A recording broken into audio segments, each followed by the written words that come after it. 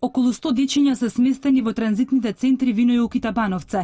Секој ден имаат активности, учат математика, арапски јазик, курсави по англиски, германски. Новина е тоа што веќе еден месец го учат и македонскиот јазик. За нив по цел ден се грижат луѓе. Дел уште пред да посетуваат часови по македонски, веќе зборуваа на јазикот. Го научиле во секојдневните контакти со македонците кои работат во центрите. Како си? Добро? Ти добар ли си? Добар ли си? Јас сум добра, ти? Добар. Добар си? Како се викаш? Висам. Висам. Колку години имаш? Добре. Колку? 5 годинки имаш. Убаво ти е тука? Јес. Yes. Да. Да. Додека кај нас се добро згрижени децата, оние кои се уште транзитираат кон западноевропските земји, се соочуваат со тешки проблеми: дискриминација, криумчарење, кражби за полесен премин.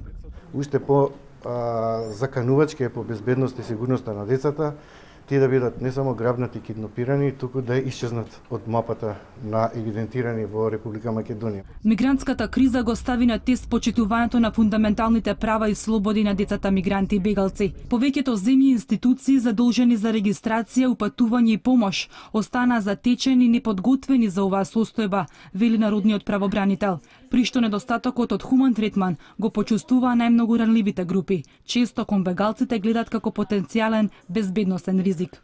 Наша обврска како омбудсмани беше и останува гласно да говориме за тоа и да бараме од властите политиките и законите да бидат прилагодени, односно да одговараат на инструментите за заштита на детето, посебно на Конвенцијата за правата на детето, како и хуманитарното и бегалското право.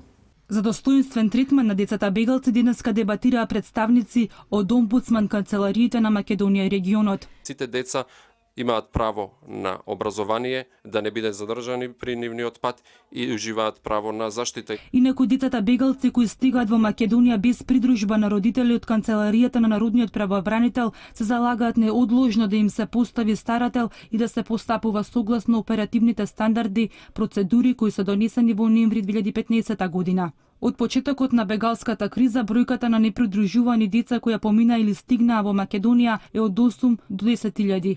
Непридружуваните деца се сместени во безбедносна куќа заедно со други категории лица со ризик. Станува збор за 5 деца, од кои едното е непридружувано и во привремениот транзитен центар на Табановце.